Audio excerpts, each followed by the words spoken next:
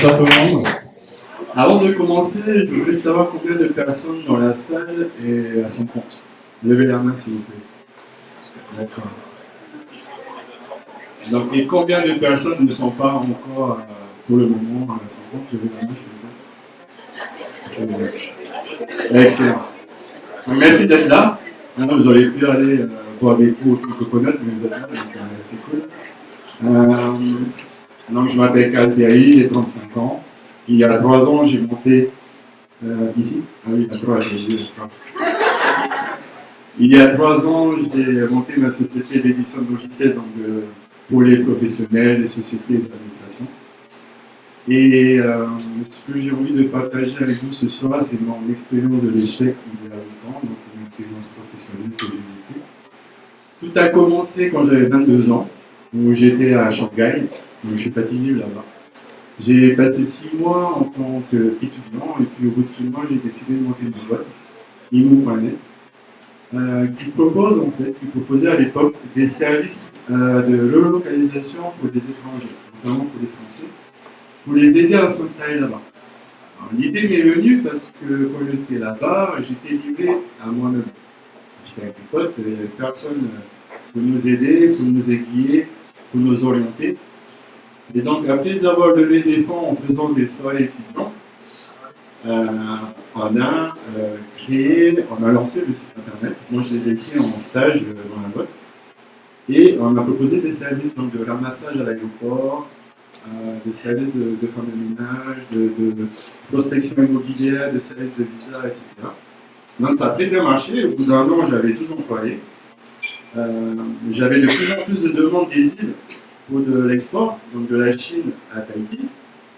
Et je commençais à avoir un réseau de contacts vachement vaste qui m'a permis d'investir aussi dans les boulangeries Paul qui s'installaient en Chine. Donc j'étais investisseur. J'ai pu tripler mon investissement en quelques mois parce que ça a été très très vite.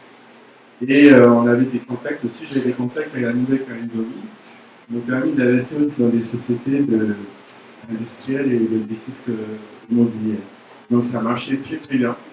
Je gagnais très très bien ma vie, je travaillais comme un malade, mais par contre j'adorais ça. Je vivais une expérience humaine et entrepreneuriale extraordinaire et j'étais content d'être là. Jusqu'à 2009 à peu près, donc à l'âge de 27 ans, où là je fais un burn-out total. Donc burn-out total et en l'espace de quelques mois, beaucoup de choses en fait vont arriver. Donc beaucoup de choses vont arriver. Je me sépare de ma compagne de l'époque avec qui j'étais depuis 5 ans. L'investissement dans lequel, le gérant de la franchise des boulangeries Paul plonge la boîte, du coup on perd tous nos investissements. Les gérants en Nouvelle-Calédonie sont dans des malversations, donc j'ai porté plainte contre eux. Je suis en surpoids, je suis fatigué, à l'époque je faisais 118 kilos. Donc j'étais perdu, tous les problèmes en même temps, complètement abattu, sans repère. J'ai l'impression de subir les événements, de subir la situation. J'étais vraiment abattu. Donc, il m'a fallu quelques temps pour un peu revenir, mettre la tête au-dessus de l'eau.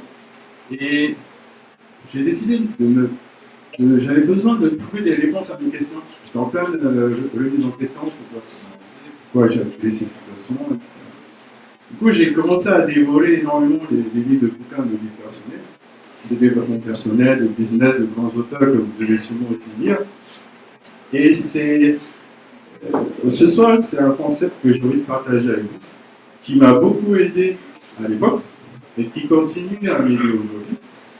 Et ce concept, c'est le suivant, c'est qu'il n'y a pas de réalité. Et là, tout le monde se dit, ça y est, le mec, est-il a fumé, il se croit dans Matrix. Alors, je m'explique. En lisant des bouquins de livres de développement personnel, j'ai fait aussi des formations. PNL, je suis praticien aujourd'hui, PNL aussi, à l'écrit, etc.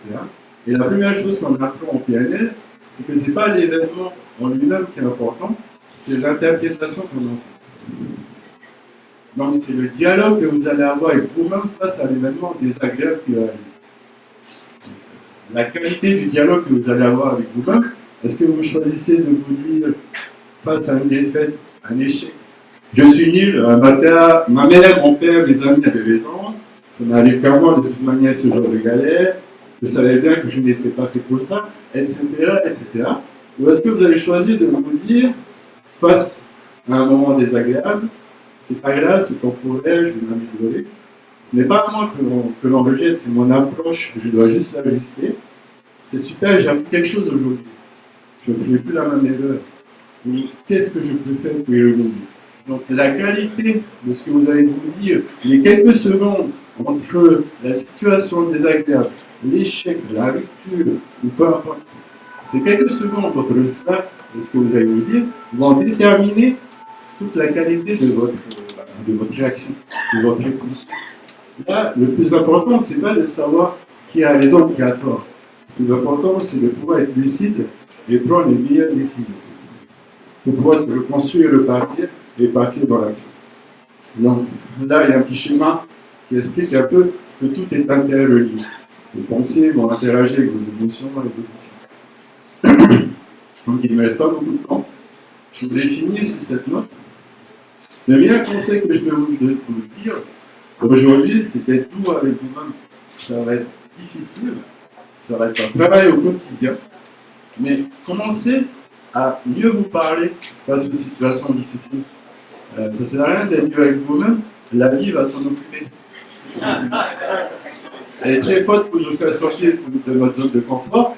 Donc soyez doux avec vous-même, soyez votre premier ami, soyez votre premier soutien, car personne ne le fera pour vous.